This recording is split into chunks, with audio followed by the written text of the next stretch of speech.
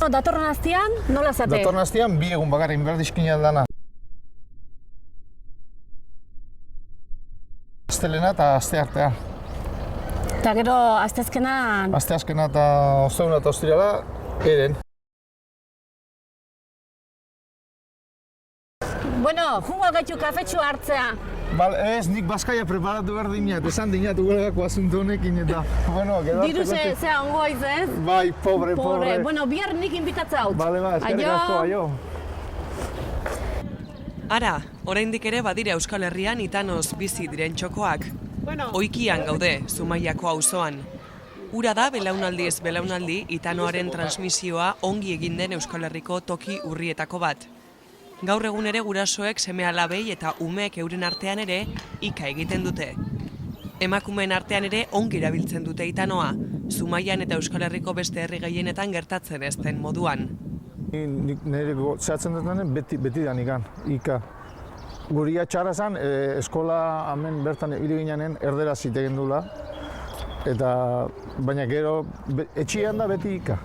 Gurasuak ika eta guk zarroai beti zuka, errespetoz edo zehaz beti zuka. Oikian, ezaugarri berezia ditu hango jendeak, herrigunetik aparte xamar dagoen auzua da, berezko nortasun bat baduena, bere garaien herriare izan zena, eta horregatik hizkera ere bestelakoa da, herrigunean eta bestera batera egiten da, eta han ezaugarri propio ditu hizkerak, eta ikaren egoerak ere itanoak han gehiago egiten da, baina han ere ondo etorriko zaie famili transmisioen esate baterako, ez gaude ziur danak guraso guztiek transmititzen dutenik, eta egin bai, guztiek egingo dute, baina nahi dugu, hemengo Zumaiako helburuak han ere aplikatu nahi ditugu.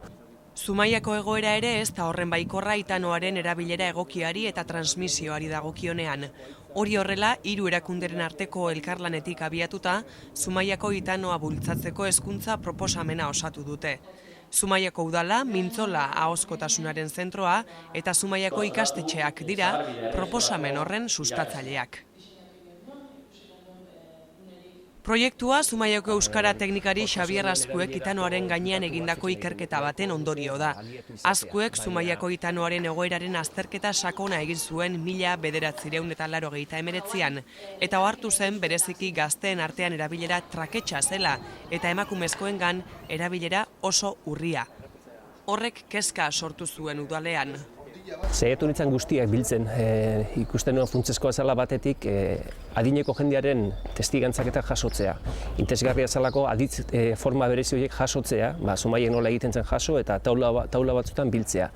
Baina horrekin batera jakin nahi nuen, ia baserrietan nola erabiltzen zen itanoa, ia gazteek nola erabiltzen zuten, hemengo ohiturak zein ziren. Orduan saiatu nintzen denekin hitz egiten, gazteekin, baserritarrekin eta baita ikastetxetako jendearekin ere, bai irakasleekin eta baita ikasleekin ere. Hor ikusi genuen hutsune handi bat zegoela gaztetxoen artean eta famili transmisioarekin zerikusia zuen hutsune handi bat zegoela. Nabarmenena neskak ez dutela hitz egiten, hau da, aspaldi galdutako ohitura da, neuk ere ez nuen ikasi etxean ez zidaten inolako transmisiorik eman, eta neskak ez dakite edo dakitenak ezer gutxi dakite.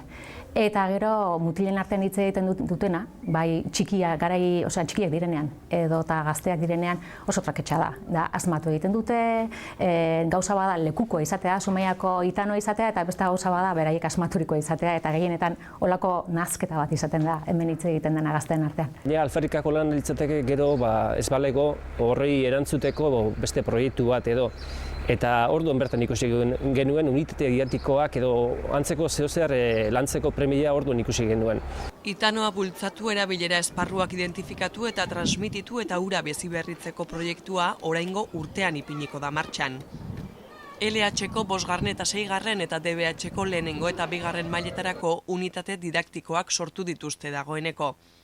Urte bukaeran hasiko dira unitate didaktikoekin lanean Zumaiako eskola guztietan.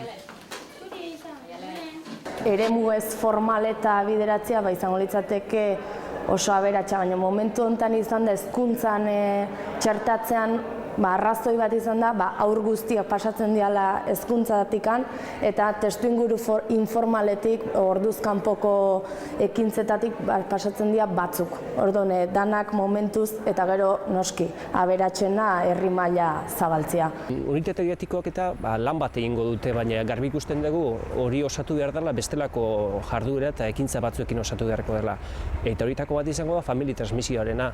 Hor lantzen dira jarduera batzuk bultzatzen ditugu udaletik familia transmisioan euskerak bere presentzia izan dezan, edo herriko hizkerak ere izan dezan bere presentzia, eta horrela landu beharko dugu baita ere itanoa. Bestela geratuko da, guraso askok lagun artean erabiliko dute, baina irutuko zaie behar bada seme-alabei transmititzeko gauza itxusia, gogorra dela, eta guk horren alderantzizko bultzatu nahi dugu.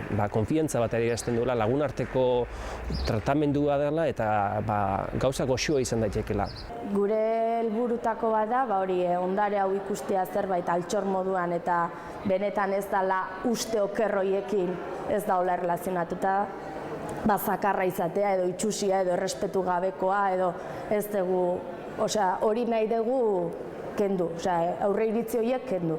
Gero bestalde erabilera hobetu eta gazteak edo aurrak animatu erabiltzera, horregatik lagun arteko hizkerak, hurbiltasuna, transmititzen dula, ez dela bakarrik basarritarran edo hori ez, azkenean danok erabili genezakela, ze aurre iritziak daude ika erabiliz basarritarra, orduan aurre iritzi horiek kendu behar diala eta erabilera bultzatu.